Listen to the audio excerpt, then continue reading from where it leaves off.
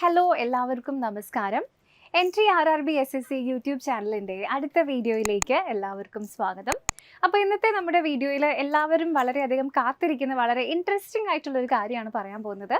RRB NTPC 2024 notification നമ്മൾ expect ചെയ്യുകയാണ്. അപ്പോൾ ഈ നോട്ടിഫിക്കേഷനിൽ ഒത്തിരി പേര് ആകാംക്ഷയോടെ കാത്തിരിക്കുന്ന ഒരു പോസ്റ്റാണ് റെയിൽവേയിലെ സ്റ്റേഷൻ മാസ്റ്റർ എന്ന് പറയുന്ന പോസ്റ്റ്.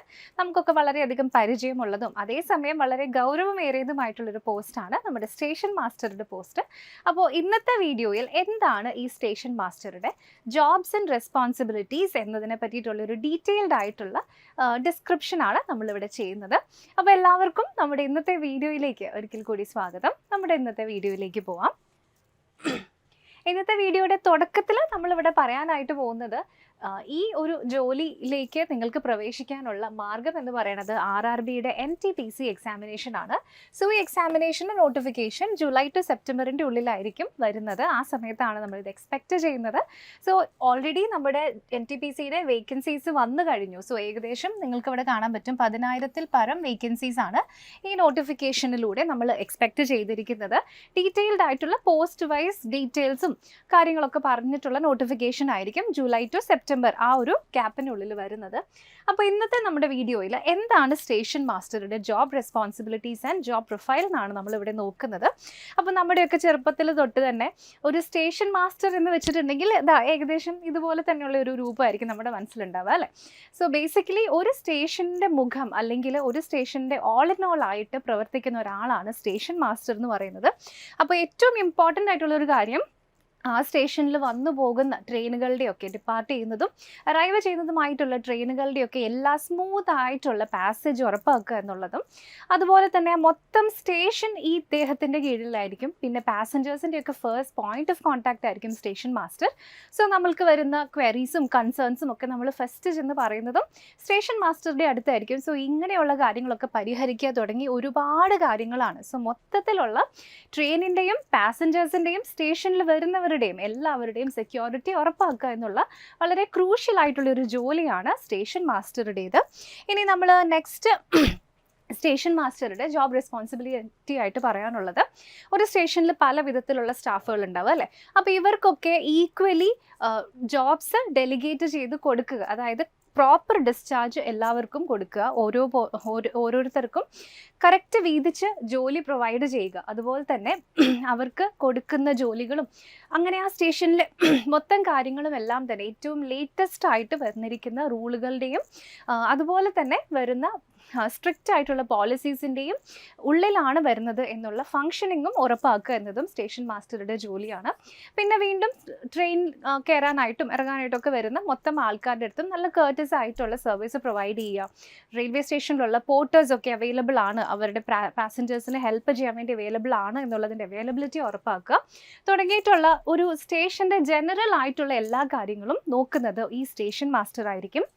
ഇനി നെക്സ്റ്റ് അടുത്ത ഡ്യൂട്ടി ആയിട്ട് നമുക്ക് പറയാൻ വരുന്നത്, നമുക്കറിയാം ഓരോ സമയത്തും പുതിയ പുതിയ പോളിസീസും അല്ലെങ്കിൽ പുതിയ പുതിയ അറിയിപ്പുകളും നോട്ടിഫിക്കേഷൻസും സർക്കുലേഴ്സും ഒക്കെ വരാറുണ്ട്, അല്ലേ? അപ്പോൾ ഇതൊക്കെ കറക്റ്റ് അപ് ടു ഡേറ്റ് ആയിട്ട് ഫോളോ ചെയ്യുക. അതുപോലെ തന്നെ എന്തെങ്കിലും ഒരു മിസ്സാപ്പ് ഉണ്ടായിട്ട് എന്തെങ്കിലും ഒരു പ്രശ്നം ഉണ്ടായി, മേ ബി ഒരു ആക്സിഡൻറ്റോ അങ്ങനെയൊക്കെ എന്തെങ്കിലും ഉണ്ടാവുകയാണെങ്കിൽ അതിൻ്റെ ഫസ്റ്റത്തെ പോയിന്റ് ഓഫ് കോൺടാക്റ്റ് ആയിട്ട് വരുന്നതും ഈ സ്റ്റേഷൻ മാസ്റ്റർ തന്നെയായിരിക്കും. സോ അതിൻ്റെ ഡീറ്റെയിൽസ് ഒക്കെ അവരുടെ ആക്സിഡൻറ്റ് രജിസ്റ്ററിലും ആക്സിഡൻറ്റ് ചാർട്ടിലും ഒക്കെ കറക്റ്റായിട്ട് എൻ്റർ ചെയ്യുക. അതുപോലെ തന്നെ എന്തെങ്കിലും സ്റ്റോക്കുകളിലൊക്കെ എന്തെങ്കിലും വ്യത്യാസം വരുന്നുണ്ടെങ്കിൽ അതൊക്കെ കറക്റ്റ് മാനേജ് ചെയ്യുക എന്ന് പറയുന്നതും സ്റ്റേഷൻ മാസ്റ്ററുടെ ജോലി തന്നെയാണ്. ഇനി അടുത്തത് പബ്ലിക് കംപ്ലയിൻറ്റ്സ് റിസോൾവ് ചെയ്യുക എന്ന് പറയുന്ന ഒരു ഡ്യൂട്ടി കൂടി സ്റ്റേഷൻ മാസ്റ്ററിന് വരുന്നുണ്ട്. അതായത് ഇപ്പം നമുക്കൊക്കെ എന്തെങ്കിലും ഒരു ഗ്രിവാൻസ് ഒക്കെ ഫേസ് ചെയ്യുകയാണെങ്കിൽ അത് നമ്മൾ റിപ്പോർട്ട് ചെയ്യാൻ പോകുന്നതും നമ്മുടെ സ്റ്റേഷൻ മാസ്റ്ററിൻ്റെ അടുത്തായിരിക്കും. സോ ആ പ്രശ്നത്തിലേക്ക് ഇൻവെസ്റ്റിഗേറ്റ് ചെയ്യുക, അതിൻ്റെ എല്ലാ വശങ്ങളും നോക്കി ഡീറ്റെയിൽഡ് ആയിട്ടുള്ള ഒരു റിപ്പോർട്ട് തയ്യാറാക്കുക. എന്നിട്ട് ആ റിപ്പോർട്ട് ഡിവിഷണൽ ഓഫീസിലേക്ക് കറക്റ്റ് സമയത്ത് അയച്ചു കൊടുക്കുക. ഇനിയിപ്പം വേറൊരു ഡിപ്പാർട്ട്മെൻറ്റിൽ വന്നിരിക്കുന്ന ഇഷ്യൂ ആണ് ഇവിടെ പറയുന്നതെങ്കിൽ ആ ഡിപ്പാർട്ട്മെൻറ്റിൽ ഏറ്റവും പോയിന്റ് ഓഫ് കോൺടാക്റ്റുമായിട്ട് കോർഡിനേറ്റ് ചെയ്യുക തുടങ്ങിയിട്ടുള്ള ഒരുപാട് കാര്യങ്ങൾ ചെയ്യുന്നതും നമ്മുടെ സ്റ്റേഷൻ മാസ്റ്റർ തന്നെയായിരിക്കും. ഇനി അടുത്ത ഡ്യൂട്ടി ആയിട്ട് നമുക്കിവിടെ പറയാനുള്ളത് നേരത്തെ ഞാൻ പറഞ്ഞു ആക്സിഡൻറ്റിൻ്റെ കാര്യങ്ങളൊക്കെ നോക്കുന്നതും അതിൻ്റെ ഡേറ്റ എൻ്റർ ചെയ്യുന്നതൊക്കെ സ്റ്റേഷൻ മാസ്റ്ററാണ്. അതുപോലെ തന്നെ ഇപ്പോൾ എന്തെങ്കിലും അങ്ങനെ ഒരു മിസ്ഹാപ്പ് അല്ലെങ്കിൽ ഒരു ആക്സിഡൻറ്റ് ഉണ്ടായിട്ടുണ്ടെങ്കിൽ ഉടനെ ആ സ്ഥലത്തെത്തി അതിനെ മൊത്തം ചാർജ് ഏറ്റെടുക്കാൻ പോകുന്നതും സ്റ്റേഷൻ മാസ്റ്റർ തന്നെയായിരിക്കും. അപ്പോൾ അതിലിപ്പോൾ ഒരുപാട് കാര്യങ്ങൾ വരും അല്ലേ. ഇപ്പം ഇൻജേർഡ് ആയിട്ടുള്ള ആൾക്കാരോ അല്ലെങ്കിൽ സ്ട്രാൻഡഡ് ആയിട്ടുള്ള പാസഞ്ചേഴ്സോ ഉള്ളവരുണ്ടെങ്കിൽ അവർക്ക് സുരക്ഷ ഉറപ്പാക്കുക, അവർക്ക് നല്ല ട്രീറ്റ്മെൻറ്റ് ഉറപ്പാക്കുക തുടങ്ങിയിട്ടുള്ള ഒരുപാട് കാര്യങ്ങൾ ഈ സ്റ്റേഷൻ മാസ്റ്ററാണ് ഹാൻഡിൽ ചെയ്യേണ്ടത്. പിന്നെ വരുന്നത് എന്തെങ്കിലും ഒരു പ്രശ്നം ഉണ്ടായിട്ടുണ്ടെങ്കിൽ അവിടെ വന്നിരിക്കുന്ന എവിഡൻസോ ക്ലൂകളോ അങ്ങനെ എന്തെങ്കിലും ഡേറ്റ ഉണ്ടെങ്കിൽ അത് പ്രോപ്പറായിട്ടൊരു ഇൻവെസ്റ്റിഗേഷൻ, ഒരു ഒഫീഷ്യലായിട്ടുള്ള ഇൻവെസ്റ്റിഗേഷൻ നടക്കുന്നത് വരെ അതിനെ പ്രോപ്പറായിട്ട് കീപ്പ് ചെയ്യുക എന്ന് പറയുന്ന ഒരു ഉത്തരവാദിത്വവും സ്റ്റേഷൻ മാസ്റ്റർക്കുണ്ട്.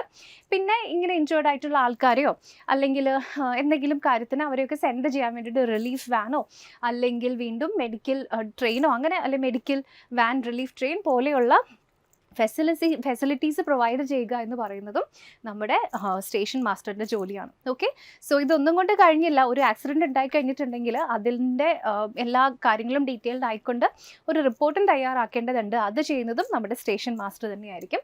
അപ്പോൾ ഇതാണ് ആക്സിഡൻറ്റ് റിലേറ്റഡ് ആയിട്ട് വരുന്ന സ്റ്റേഷൻ മാസ്റ്ററുടെ ജോബ് പ്രൊഫൈൽ എന്ന് പറയുന്നത്.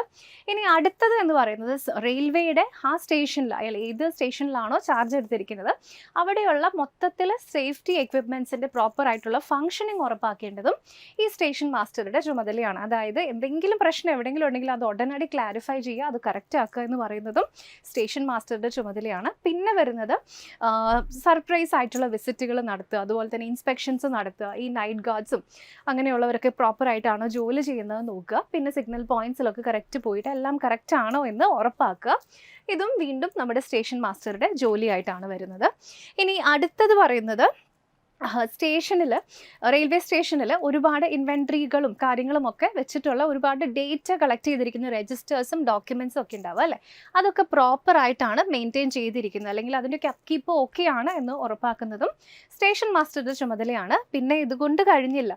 നമുക്കറിയാം റെയിൽവേ സ്റ്റേഷനിലൊക്കെ നമ്മൾ പോയി കഴിഞ്ഞിട്ടുണ്ടെങ്കിൽ അവിടുത്തെ വൃത്തി, ഹൈജീൻ ആൻഡ് സാനിറ്റേഷൻ വളരെ പ്രധാനപ്പെട്ട ഒരു ഫാക്ടറായിട്ട് നമ്മളൊക്കെ ഒബ്സർവ് ചെയ്യുന്നതാണ് അല്ലേ. സോ ഇതുവരെ അതായത് ഇപ്പോൾ വാഷ്റൂംസിലാണെങ്കിലും ഗസ്റ്റ് ലോഞ്ചിലാണെങ്കിലും അല്ലെങ്കിൽ വെയിറ്റേഴ്സ് ഏരിയയിലോ ക്ലോക്ക് റൂംസിലോ അങ്ങനെയുള്ള എല്ലാ ഏരിയയിലും ഒരു കണ്ണ് എത്തേണ്ടത് സ്റ്റേഷൻ മാസ്റ്ററുടെ ചുമതലയാണ്. ഇതൊക്കെ പ്രോപ്പറായിട്ട് സാനിറ്റേഷനോടുകൂടി ഹൈജീനിക് ആയിട്ടാണ് ഇവിടെ എല്ലാം ഇരിക്കുന്നത് എന്ന് ഉറപ്പ് വരുത്തുന്നത് വീണ്ടും നമ്മുടെ സ്റ്റേഷൻ മാസ്റ്ററുടെ ചുമതലകളിൽ പെടുന്ന ഒന്നാണ്.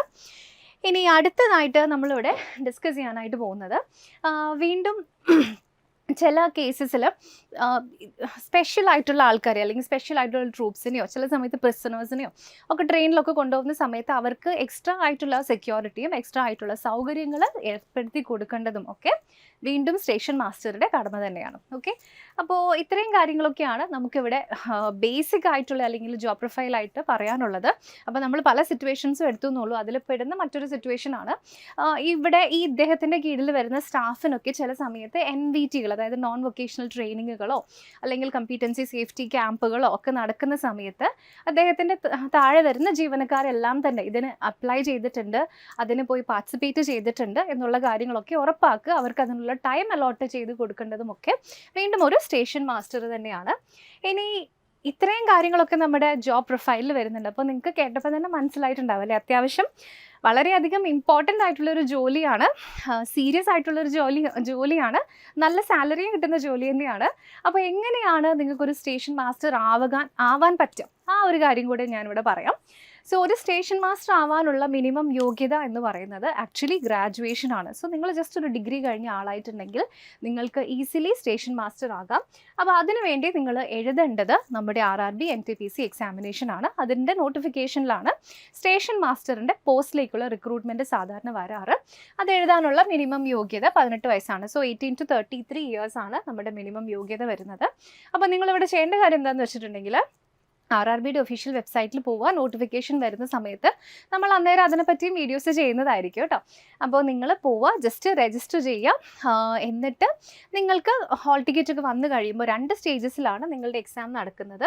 CBT 1 ഉം CBT 2 ആണ് ഉണ്ടാവുക. സോ CBT 1 എന്ന് വെച്ചാൽ കമ്പ്യൂട്ടർ ബേസ്ഡ് ടെസ്റ്റ് 1ഉം CBT 2 എന്ന് പറയുന്നത് കമ്പ്യൂട്ടർ ബേസ്ഡ് ടെസ്റ്റ് 2 ആണ്. സോ രണ്ടും കംപ്ലീറ്റ്ലി ഓൺലൈനായിട്ട് നടക്കാൻ പോകുന്ന എക്സാംസ് ആണ്. ഒരു ക്വസ്റ്റിന് 4 മൾട്ടിപ്പിൾ ചോയ്സ് വീതമായിരിക്കും നിങ്ങളുടെ എക്സാമിന് നിങ്ങൾക്ക് ലഭിക്കുന്നത്. കംപ്ലീറ്റ്ലി ഓൺലൈൻ ആണ്, ഡിസ്ക്രിപ്റ്റീവ് പേപ്പേഴ്സോ അങ്ങനെ ഒന്നും ഉണ്ടാവില്ല. Just completely multiple choice based questions ആയിരിക്കും ഉണ്ടാവുന്നത്. അപ്പോൾ ഇവിടെ നിങ്ങൾ ശ്രദ്ധിക്കേണ്ട കാര്യം, ഈ 2 എക്സാംസിലും നിങ്ങളിപ്പോൾ ഇതിലേക്ക് നോക്കിയാൽ കാണാം, ഇംഗ്ലീഷ് എന്ന് പറയുന്നത് ഒരു സബ്ജക്റ്റായിട്ട് വരുന്നില്ല എന്നുള്ളതാണ്.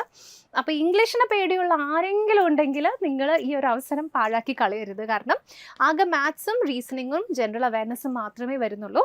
അതിൽ തന്നെ ഏറ്റവും കൂടുതൽ വെയിറ്റേജ് വരുന്നത് ജനറൽ അവയർനെസ്സിനാണ്. 40 ക്വസ്റ്റ്യൻസ് ആണ് വരുന്നത്. ഇനി മറ്റതിന് രണ്ടിനും 30 ക്വസ്റ്റ്യൻസ് ഈക്വൽ ആയിട്ട് ഡിവൈഡ് ചെയ്തിട്ടാണ് വരുന്നത്. അപ്പോൾ ഇതെല്ലാം കൂടെ ആഡ് ചെയ്തിട്ടുണ്ടെങ്കിൽ നിങ്ങൾക്ക് 100 ചോദ്യങ്ങളാണ്. ഒരു ക്വസ്റ്റിന് 1 മാർക്ക് വീതം നിങ്ങൾക്ക് 100 ചോദ്യങ്ങൾക്ക് 100 മാർക്കാണ് ലഭിക്കുന്നത്. എക്സാം എഴുതാനുള്ള സമയം എന്ന് പറയുന്നത് 1.5 മണിക്കൂറാണ്. ഓക്കെ, ഇനി നമ്മുടെ CBT 2 പോവുകയാണെങ്കിൽ ഏകദേശം അത് തന്നെയാണ്. ഇവിടെ മാർക്കിങ്ങിൻ്റെ സ്കീമിൽ ചെറിയ ഡിഫറൻസ് ഉണ്ടെന്ന് മാത്രമേ ഉള്ളൂ. ഇവിടെ ഡ്യൂറേഷൻ വീണ്ടും 1.5 മണിക്കൂർ തന്നെയാണ്. ഇവിടെ വീണ്ടും ഇംഗ്ലീഷ് ഇല്ല കേട്ടോ, ഈ 2ാമത്തെ സ്റ്റേജിലും ഇംഗ്ലീഷ് ഇല്ല.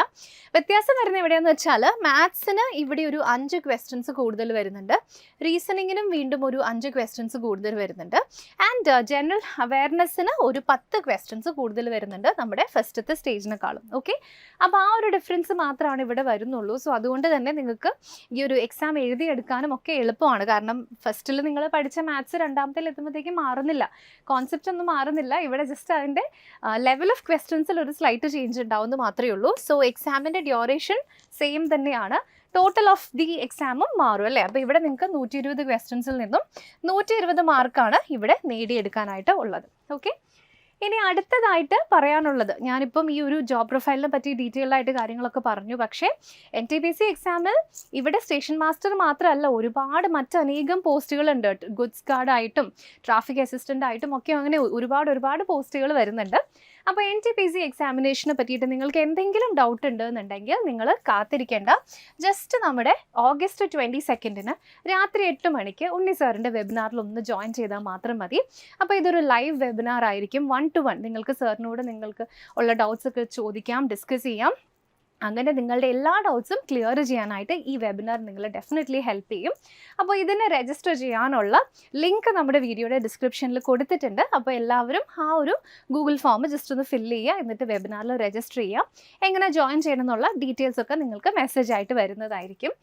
അപ്പോൾ ഇനി നിങ്ങൾ പഠിച്ചു തുടങ്ങാനുള്ള സമയം കൂടി ആയിട്ടുണ്ട്. സോ നോട്ടിഫിക്കേഷൻ വന്നിട്ട് പഠിക്കാൻ ആരും വിചാരിക്കരുത്. എത്രയും പെട്ടെന്ന് തന്നെ എല്ലാവരും പഠിത്തമൊക്കെ സ്റ്റാർട്ട് ചെയ്യുക. സോ അതിന് വേണ്ടിയിട്ട് നമ്മുടെ എൻട്രി ആപ്പിൽ ഡീറ്റെയിൽഡ് ആയിട്ടുള്ള RRB NTPCക്ക് വേണ്ടി മാത്രമുള്ള ഒരു കോഴ്സും നമ്മൾ സ്റ്റാർട്ട് ചെയ്യുന്നുണ്ട്. സോ ഇവിടെ നമ്മുടെ എല്ലാ കോഴ്സസിലെയും പോലെ തന്നെ complete access to recorded classes നിങ്ങൾക്ക് ലഭിക്കും. അതുകൂടാതെ തന്നെ ദിവസവും ലൈവ് ക്ലാസ്സസ് ഉണ്ടായിരിക്കും. ഇനി വീണ്ടും ടീച്ചേഴ്സിൻ്റെ ഹാൻഡ് റിട്ടൺ നോട്ട്സ് അടക്കമുള്ള സ്റ്റഡി മെറ്റീരിയൽസ് നിങ്ങൾക്ക് കിട്ടും.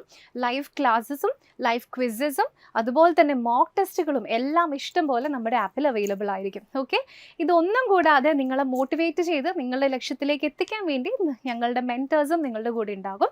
അവരുടെ കംപ്ലീറ്റ് അസിസ്റ്റൻസ് എപ്പോഴും നിങ്ങൾക്ക് എക്സ്പെക്റ്റ് ചെയ്യാം. ഓക്കെ, അപ്പോൾ ഇത്രയും കാര്യങ്ങളാണ് നമ്മുടെ കോഴ്സിനെ പറ്റി പറയാനുള്ളത്. സോ കോഴ്സിലേക്ക് എങ്ങനെ ജോയിൻ ചെയ്യണം തുടങ്ങിയിട്ടുള്ള എന്തെങ്കിലും ഡൗട്ട് ഉണ്ടെങ്കിൽ ഈ ഒരു നമ്പറിൽ ജസ്റ്റ് ഒന്ന് കണക്ട് ചെയ്താൽ മതിയേ. അതുമാത്രമല്ല, കോഴ്സസ് ചില ദിവസങ്ങളിൽ ഓഫർ പ്രൈസസിൽ റൺ ചെയ്യാറുണ്ട്. അതിൻ്റെ ഡീറ്റെയിൽസ് അറിയാനും ഈ ഒരു നമ്പറിലേക്ക് ഒന്ന് കണക്ട് ചെയ്യാം. ഓക്കെ, അപ്പോൾ ഇത്രയും കാര്യങ്ങളാണ് എല്ലാവർക്കും വളരെ പ്രിയങ്കരമായിട്ടുള്ള അല്ലെങ്കിൽ ജനകീയമായിട്ടുള്ള പോസ്റ്റായ സ്റ്റേഷൻ മാസ്റ്റർ പറ്റി നമുക്ക് പറയാനുള്ളത്. അപ്പോൾ ഇതിൽ എന്തെങ്കിലും ഡൗട്ടോ ക്വസ്റ്റനോ തോന്നുകയാണെങ്കിൽ കോമൻസിൽ എഴുതി ചോദിക്കാം. അതുപോലെ തന്നെ നിങ്ങളെപ്പോലെ എക്സാംസിന് പ്രിപ്പയർ ചെയ്യുന്ന ആരെങ്കിലും ഉണ്ടെങ്കിൽ അവർക്ക് കൂടി നിങ്ങൾ ഇത്തരത്തിലുള്ള വീഡിയോസ് ഷെയർ ചെയ്യാം.